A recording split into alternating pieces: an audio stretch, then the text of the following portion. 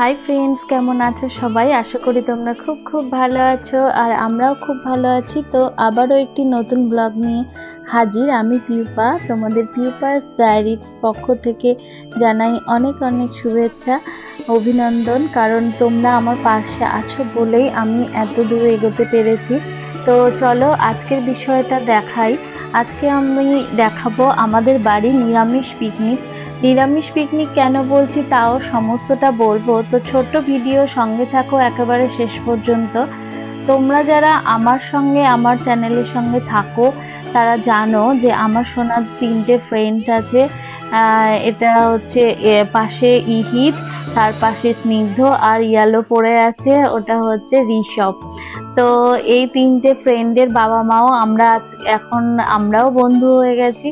তো সবাই আমাদের বাড়িতে একটা ছোট পিকনিক হচ্ছে এক্সাম শেষে, প্রচুর মজার একটা আয়োজন ছিল।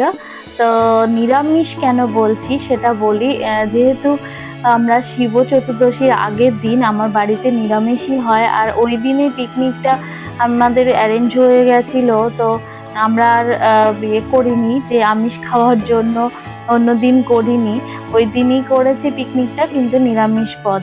চলো কি কি বানিয়েছিলাম দেখে নিই। এখানে রুমকি এনেছিল একটু, ওরা তো আমিষ খাই ওই দিন, ওই তো কিছু স্ন্যাক্স এনেছিল, কাটলেট, ফিশ আর চিকেনের, ওরা খেয়েছিল, ওদেরকে দিয়েছিলাম। আর আমি এখানে বানিয়েছিলাম ফ্রাইড রাইস আর আলুর দম আর চাটনি। আর এটা এনেছিল বৈশাখী রসগোল্লা, এটা শেফালিদি সন্দেশ এনেছিল। তো সবাই মিলে কিছু কিছু আনা। আর সন্ধ্যেবেলা দিদিভাই দারুণ একটা চা বানিয়েছিল, সবাই মিলে খুব মজায় খাওয়া হয়েছিল। হ্যাঁ, আমাদের জন্য কিন্তু সিঙ্গারাও এনেছিল নিরামিষ, তো সেটাও খাওয়া হয়ে গেল। আর একটা দারুণ আলোচনা, তোমরা দেখেছো আলোচনা সভা, তো একটা দারুণ আলোচনা চলছিল। তো আলোচনাটা কি, আমরা কোথায় একটা যাব, তো সেটা সারপ্রাইজ রাখছি তোমাদের সঙ্গে, সমস্তটা তো আমি শেয়ার করবই।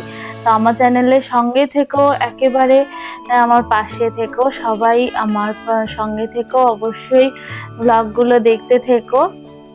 এখন আমাদের পিকনিক কমপ্লিট হয়ে গেছে, নিরামিষ পিকনিক, প্রচুর প্রচুর বাচ্চারা মজা করেছে আর আমরাও প্রচুর গল্প করেছি। তো এই ছোট্ট ব্লগের মাধ্যমে যেটুকুনি দেখানো সম্ভব হয়েছে দেখালাম।